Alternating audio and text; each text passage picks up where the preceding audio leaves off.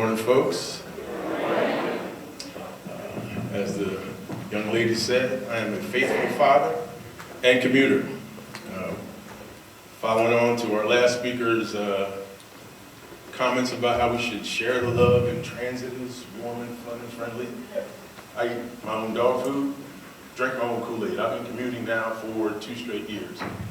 The way I came into commuting was through some misfortune, but over time what I found is that Dart became one of my best friends. I got spoiled. I treat Dart like it's a limousine service now. Wherever I'm going, Dart's gonna get me there. My daughter doesn't feel the same way. My daughter rides a bus daily to school, but she's not inclined to, when making her choices to drive or ride publicly, to use the service. I thought, she's uppity. With my daughter, she's got a 4.5 GPA. Right? President of the National Honor Society, second-year calculus student. She's fine, but she's uppity.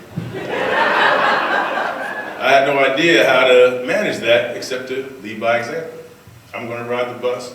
We're going to keep a couple dollars in our pockets so that you go to school without the same difficulties that our parents may have experienced. And more importantly, you're going to figure out how to get ahead of what, like our last speaker said, where transportation is going. We're kind of in the infancy now of what is, to me, potentially a revolution in transportation. Right now, not just the autonomy and autonomous vehicle services, but more importantly in how we all look at our transportation going from one point to the next. Now we're all spoiled. We're the first generation of vehicle owners. Everybody's got their own car. Everybody does their own thing. But more importantly now, we've also got these phone things. So now we expect in our environments to have a device that gives us immediate utility, immediate responsiveness, immediate productivity. I call them PDAs. We called that before. Before everybody else thought there were, these phones were going to be, oh, these kids are not going to socialize, the world's going to go to pot. This is just your personal digital assistant. You use that phone for more things than calling than anything else.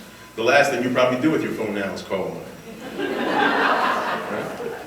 So the most important thing to me is, how do you combine that new technology, that new endeavor, with the idea of transportation, which has already come kind of arcane.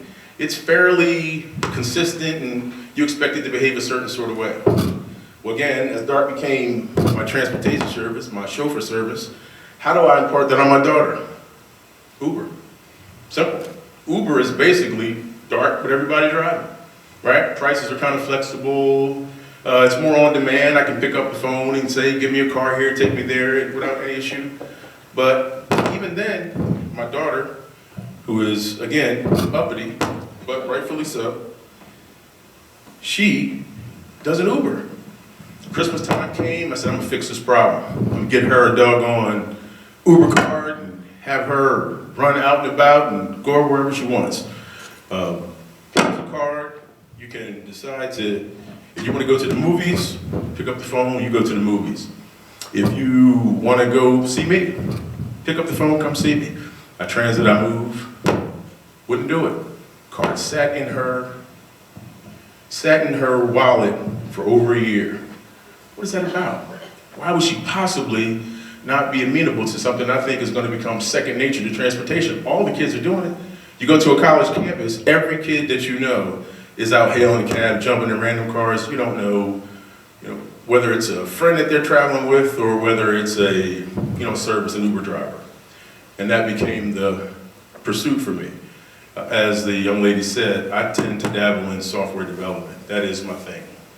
Or at least if nobody was paying or watching, that's what I'd be doing still.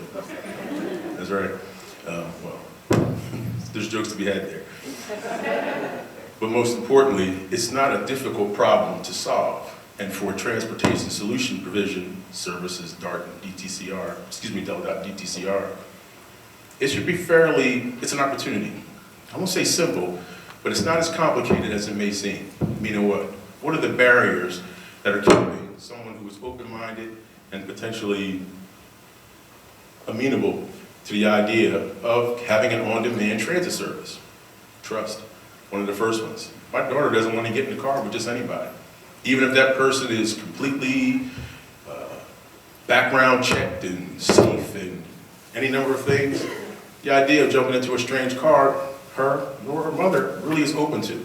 And there's no villain here, just the idea of what's comfortable to them. So I thought, well, they needed a reliable service that you kind of trusted the person behind the wheel to have those sort of things be non-issues. There's Dart. I don't feel that way on the bus. I know the person who's driving that bus, somebody sanctioned it. Somebody was responsible for making sure that that person, before they got behind the wheel, was supposed to be there. Do I need to know who that person is? No. You might have greeted your bus driver, but that's as far as it goes, maybe on a first name basis, but actually questioning whether or not they're supposed to be driving never happens to you with Dart. Never happens. Second part is the car. This a nice car to be in? Should I be in this car?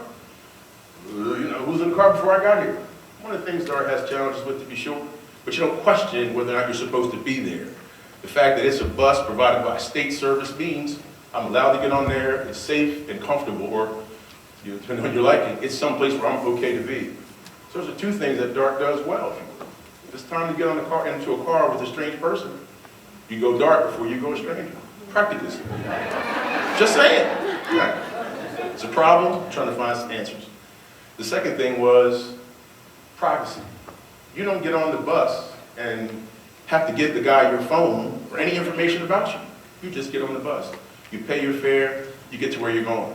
With Uber, that person knows your destination, knows where you came from, and more importantly, if you came from your home, they know where you live.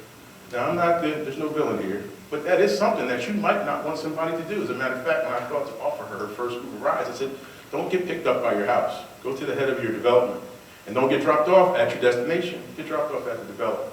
Again, this is just a parent, and I didn't push this on her as if be afraid, because I don't push fear on my child. But if she has apprehensions to getting into a strange car with a strange person and going to her some real unstrange, familiar locations, that may be one of the issues. Never happened with Dart. You don't care what the Dart driver thinks about where you're going. Not even a conversation. Nor anybody else on the bus. It's just not a thought. You take it for granted. But it's a perfectly safe and trusted private environment. More importantly, he doesn't know your cell phone number or your credit card number or any other thing that you want to keep private on your phone. There's something here. Third and finally, cost. Obvious. I'm as cheap as they come. I got these shoes, and they wouldn't have been on discount. I left them in the store. Dart is a $2 transportation service. Bananas. We're going to laugh at that 10 years from now. The idea that is $2 to go from one place to another place, and I mean far, is almost ridiculous nowadays.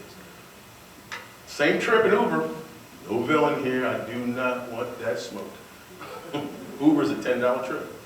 The same trip that I take to go from my house to the mall is a $10 service. And it's comfortable, convenient. Many people take that. I'm not one of them. I'm not uppity. I'm comfortable with $2 and $8 in my pocket. Whoever else is on the trip, congratulations, we're all saving money. That's the last frontier to me that says that if Dart was offering a service like Uber, you probably, between that $2 and $10 price point, find a lot of opportunity. Now, what I'm supposed to be up here doing is showing you a bunch of screens about how software nerds like myself got together and built something. Two other guys who I know were working on something. I've been working on this 2 years ago.